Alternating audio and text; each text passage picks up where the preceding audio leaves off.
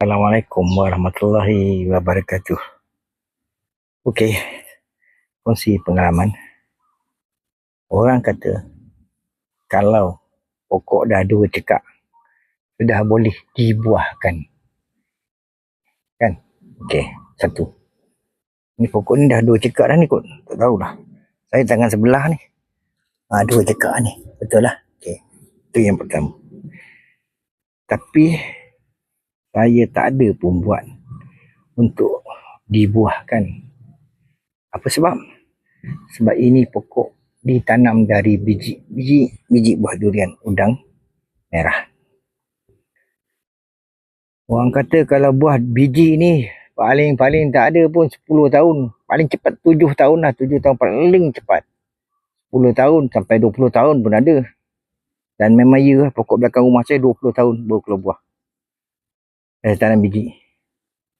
Tapi satu benda pula yang saya belajar, dapatan saya lah, daripada banyak-banyak yang saya perhatikan, pokok kalau nak berbuah, yang pertama sekali tu,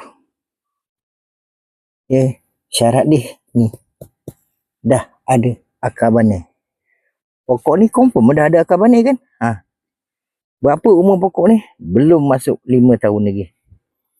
Baru 4 tahun, 2 bulan kot. Baru ni dah bulan 2 kan? Bulan 3, 4 tahun, 2 bulan lah. Belum 3 bulan. 3 bulan tak habis. 4 tahun, 2 bulan. Yang pertama, dia dah ada akar banih. Ni apa yang saya dipahamkan lah. Kalau dah ada akar banih, orang kata dah boleh dibuahkan. Pokok tanam biji saya tak buat pun. Tengok saya masih pakai lagi bajet tek kambing. Yang kedua, batang kayu dia ni dah ada rekahan, merekah-rekah. Kita tengok merekah-rekah. Ya kan?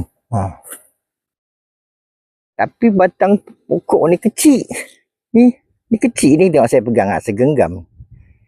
Walaupun macam tu, ada juga yang besar ni. Ni besar, selengan saya ni. Yang atas lagi besar. Yang ni besar. Tak ada buah pun. Okey. Saya tak buat dia buah, tapi akhirnya ni. Cuba tengok tu betul. Mana dia? Yang saya nak kongsikan di sini. Nampak tak ni? Terjadi dengan sendirinya. Saya pun tak sangka, tak jangka. Tapi baris ni je lah. Ni satu, ada atas tu satu. Inilah pokok tanam biji. Belum sampai 5 tahun. Usia 4 tahun. Maknanya, betul lah kan? Kalau pokok dah ada akar banih, dan dah mula mekah-rekah macam ni, kan? Berbuah lah dia. Itu dia. Alhamdulillah. Syukur. Tapi saya tak tahu lagi macam mana kesudahannya. Sebab dia baru nak first time. Pokok pun belum 5 tahun. Kalau kita compare kan dengan pokok ini pokok Musang King. Tengok batang dia. Tak ada pun mekah-rekah. Gebu-gebas lagi. Memang tak ada buah lah. Tak ada. Belum lagi berbuah. Pokok ni sebaya dengan pokok yang tadi. Ni. Dengan tu. Sebaya lah. Maknanya ditanam sekali. Tarikh yang sama. 1 Januari 2022 dia ditanam. Pada bulan Januari tahun baru 2022. Belum ada buah. Saya masih menggunakan lagi bajet tek kambing. Tapi tak apalah.